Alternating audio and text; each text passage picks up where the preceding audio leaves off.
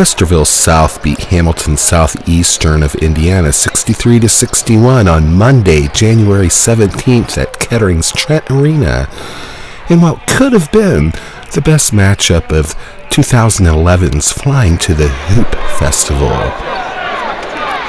MVPhD was there.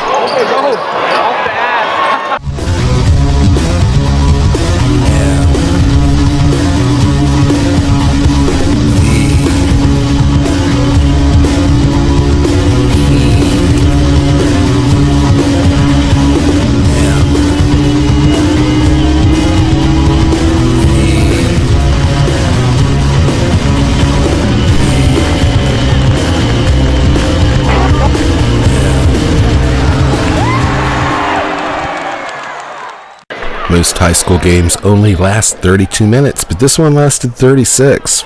And thanks largely to the superior play of South senior Trayvon Jackson, the son of Jimmy Jackson of High State fame, Westerville South will remain unbeaten on the season, but not unchallenged. And no, the National Enquirer is incorrect this time. An alien spaceship did not land in the United States and snatch virtually all of the high-quality college basketball coaches. Rather, they were sitting around Trent Arena, watching players like Trayvon Jackson, and having generally a good time with each other. Imagine that. Even though Westerville South was 0 for 13 from the field at one point, they managed to hang within 6 at halftime, 30-24. And that was a big deal in this game, because in the second half, Jackson caught fire. The former two-time Big Ten Player of the Year's son scored 26 points and grabbed 10 rebounds, much of that action happening in the second half down the stretch, all while covering Gary Harris, the star for Southeastern. Harris, for his part, was never an issue in this game. He finished with 4 points in the contest. Enough said. So that's 26 for Jackson, and that's 4 for Harris. Write it down. Lots of people, in fact, wrote it down. In the crowd, you had Jimmy Jackson himself, along with his lovely wife, and his former caddy and point guard, Mark Baker, formerly of Dayton Dunbar, and currently the head coach at Trotwood Madison High School. Also on hand was one Bo Ryan, who I actually heard tell a joke, and who laughed when I asked if Paul had signed that other 9th grader. So you learn all kinds of cool stuff at Flying to the Hoop. Ben Jones had 9 points, and Jaron Edwards chipped in 8. Zach Irvin had 16 points, 2 assists, and 2 rebounds for the Royals. Josh Dather joined him in double figures with 15, as did Drew Robinson. Randy Gregory scored in double figures with 11 as well, but he had 11 rebounds in the contest and was a force inside, to say the least. This was a remarkably balanced contest, and this overtime game was decided largely on the defense played on Gary Harris by Trayvon Jackson, our MVP star of the game. And if you wanted to be a star, you should have been at Trent Arena on Martin Luther King weekend to catch some of the great boys' hoops at Flying to the Hoop 2011. And if you're a fan of boys basketball, next time you see Eric Horstman, the designer of this event, buy him a cold one.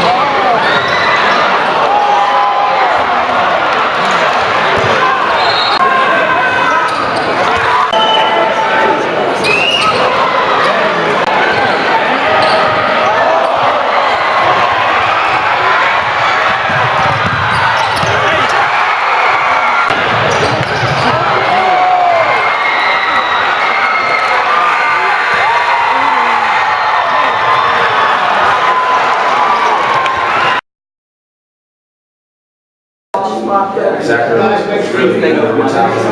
He's tall. Gary Harris is a great player, obviously. He just may have a bad shooting now. They got a good game. Now I'm scoring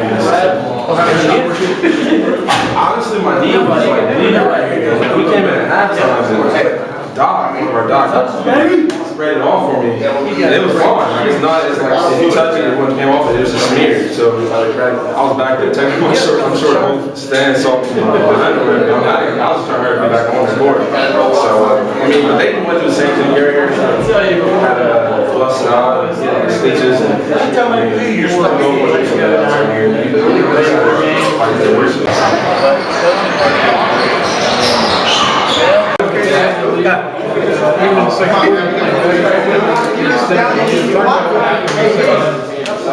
You know, we just started hitting a couple shots, you know, and that feel a little better about yourself in that situation. I think he's played hard.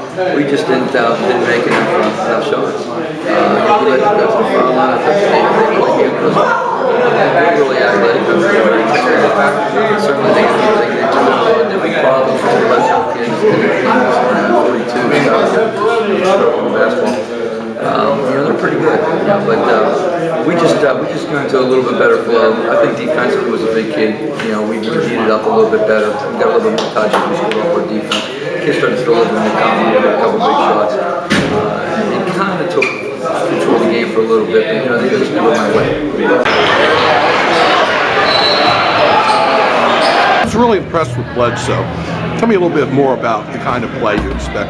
He's one that sort of goes under the radar with some of the other guys, with Gary Harris and Sator and even Randy Gray with those guys. But he's our leader. I mean, he's the vocal leader. He's the guy that handles the ball for us, gets us into control.